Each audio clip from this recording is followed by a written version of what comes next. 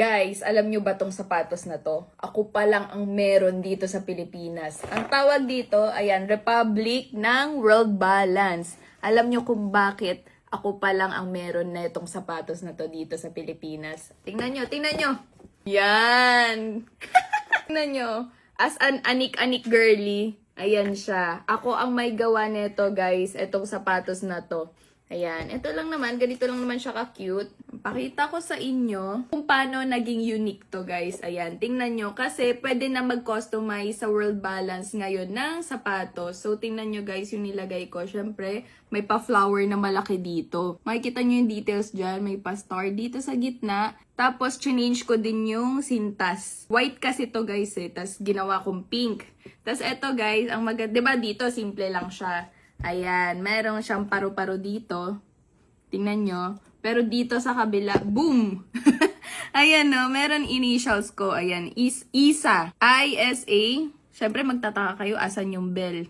Mamaya, papakita ko sa inyo. Pero ito, ayan, meron din siya ditong pa-flower na kakulay nito. Tapos, ayan, ang maganda dito, guys. Tada!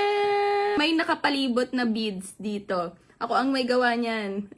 Tapos, ito, may mga malalaki dito na star, heart. Tapos, ito, mga maliliit na bilog-bilog. Tingnan nyo, ako pa lang ang meron na ganitong sapatos. Hindi nyo makikita to sa iba. So, may ISA dyan. Siyempre, dito sa kabila, tingnan nyo. Ito, yun naman yung kabila. Ayan, no. Makikita nyo, pinag-iba ko talaga yung flower neto. Ayan. Para syempre may design. Ito purple, ito parang green.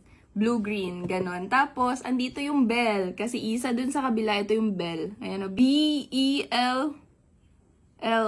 Ayan siya. Tapos, ang maganda dito, nilagyan ko pa. Kasi nga, anik-anik girly nga ako eh. Gusto ko yung talagang pasabog. Yung madaming anik-anik na nakasabit. Meron dito star. Syempre, anong partner ng star? Diba moon? Oh, may moon din dito. Na purple. Tapos, dito naman sa kabila, guys, ayan, meron din siyang pa-flower na purple din. Kasi purple yung flower natin dito, yung pinaka-base. Tapos, ang maganda, dadan! Oh, yung beads ulit dito sa likod. Ako ulit may gawa niyan.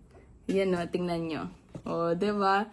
Ang ganda nitong sapatos na to kasi na-try ko na to, sobrang lambot niya sa paa. Tapos ganyan pa kaganda yung design mo sa sapatos mo, no? Ang hilig mo na maggala na ito yung sapatos. Sobrang cute. Kayo guys, nakikitan ba kayo? Maganda ba para sa inyo to?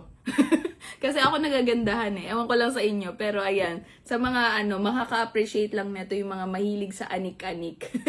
Ayan no, sobrang cute. Pakita ko sa inyo, isa, tapos yung belt. Yan yung gilid, isa, tas bell. Grabe yung World Balance, may pa-customize na sapatos.